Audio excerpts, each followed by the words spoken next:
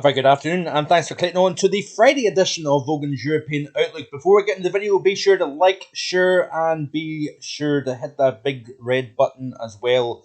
There is so much to cover here on the channel in the coming days, weeks, and indeed months as winter is gradually creeping ever closer. Now we're into meteorological autumn. We will look more and more at the winter season coming up. I have noticed quite a few comments asking when am I doing a winter forecast. There will be no official winter forecast done until the end of November. It takes quite a while to build the ideas, build the overall forecast itself. We also need to watch and see how the autumn pattern pans out as well. How does September fare?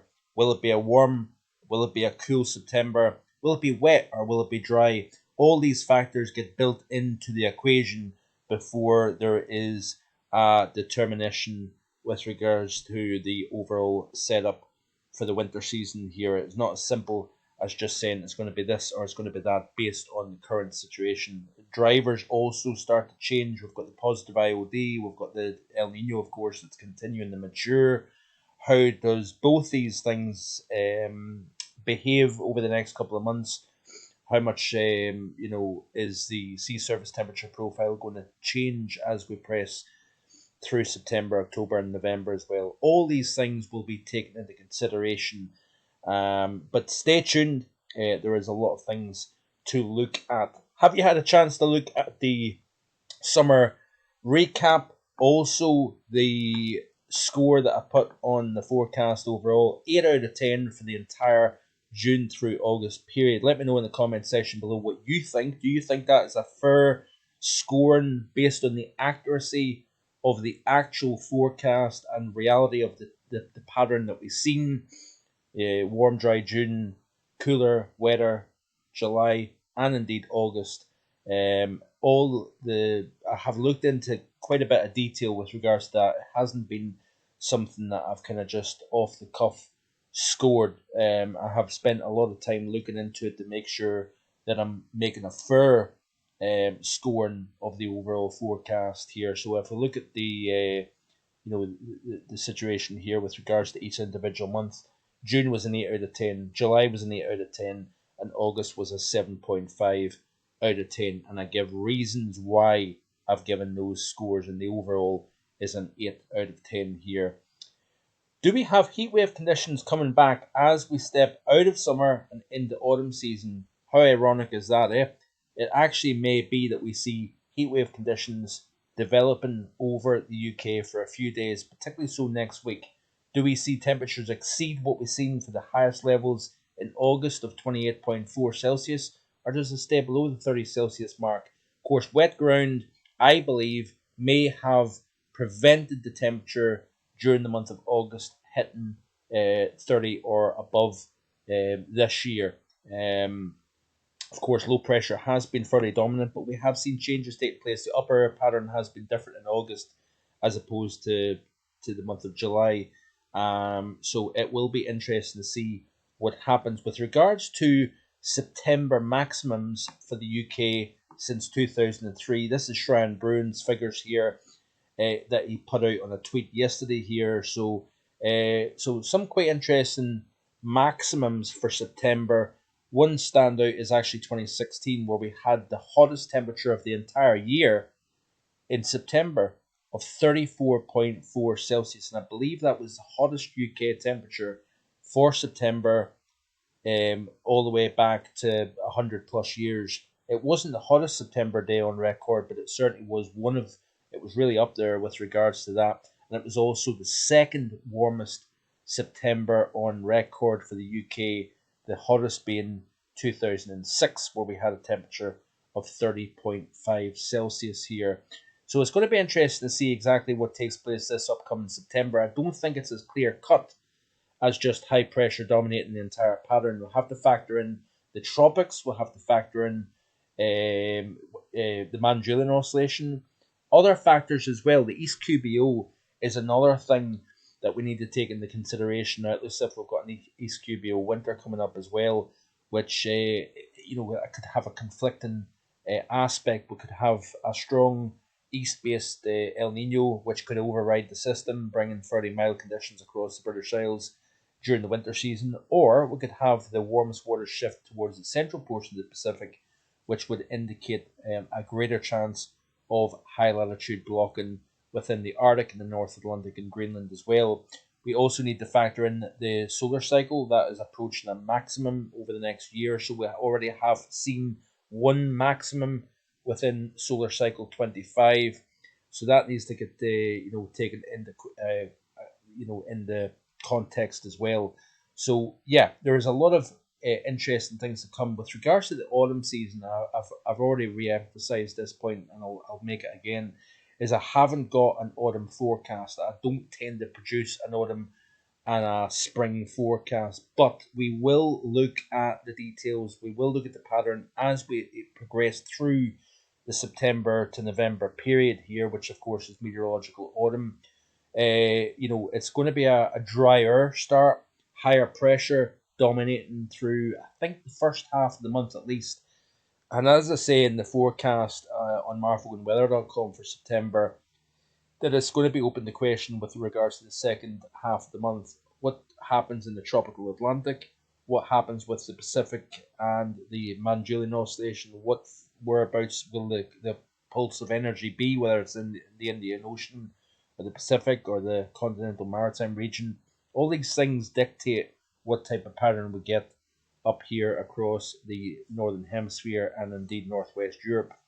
So it looks as if I've made mention already about the potential of a heatwave situation developing, albeit briefly, next week. Now we've got warming temperatures as we go through this upcoming weekend. Now, we're paying close attention to this 958 millibar high just off the southeast coast of Greenland here. An associated frontal system will be edging closer to the northwest UK over the next 24 hours or so, but it's in turn building heights over the British Isles and Ireland here.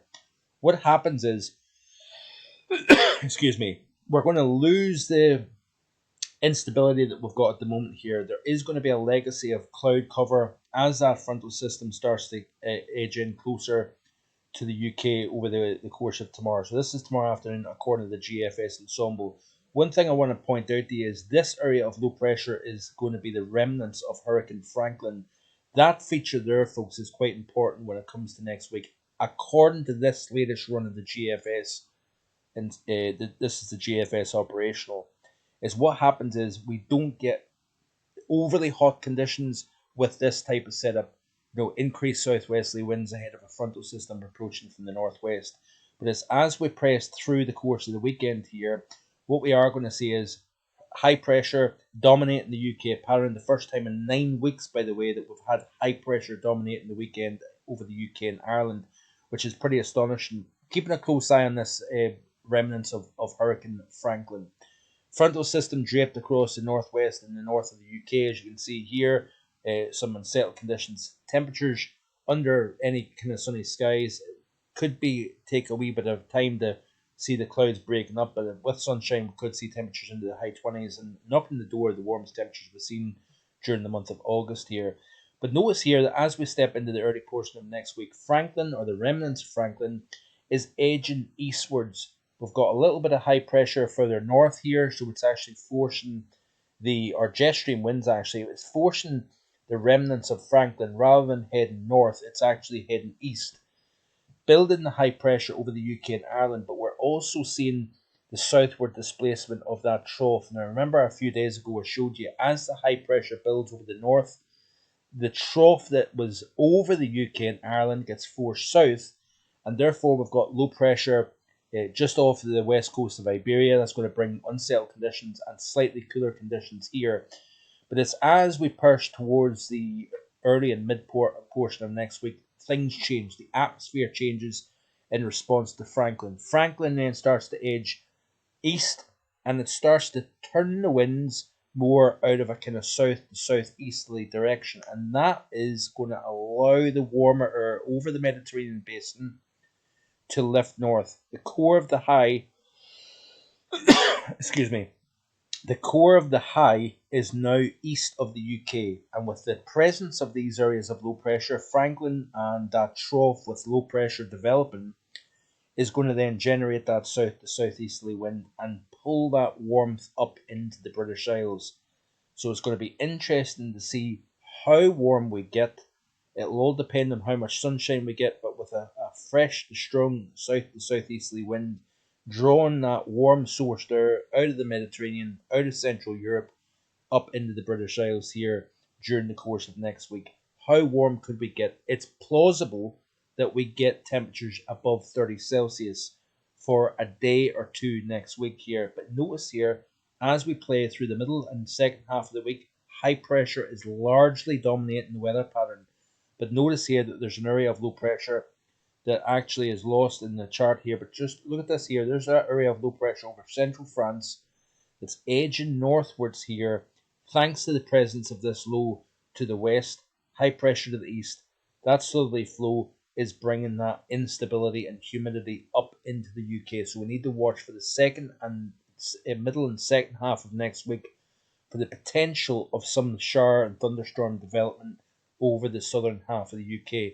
But temperatures could be in the low 30s, plausibly in the low 30s across the south, and mid, even high 20s, believe it or not, further north if the situation pans out just right. Let's have a look at the 850 temperatures here and we'll see exactly what we're looking at here. You can see these warm 850s here, according to this run in the GFS, moving up through the UK during the early to middle portion of next week here as we go forward here. So if we play right the way back to the current situation here, you can see the evolution of the pattern. So we've got, of course, that cool fresh air at the moment here, still pleasantly warm in the sunshine. But it's as we see here, Franklin is drawing some very warm tropical air northwards here, then it engages with a jet stream, it gets forced eastwards over the North Atlantic.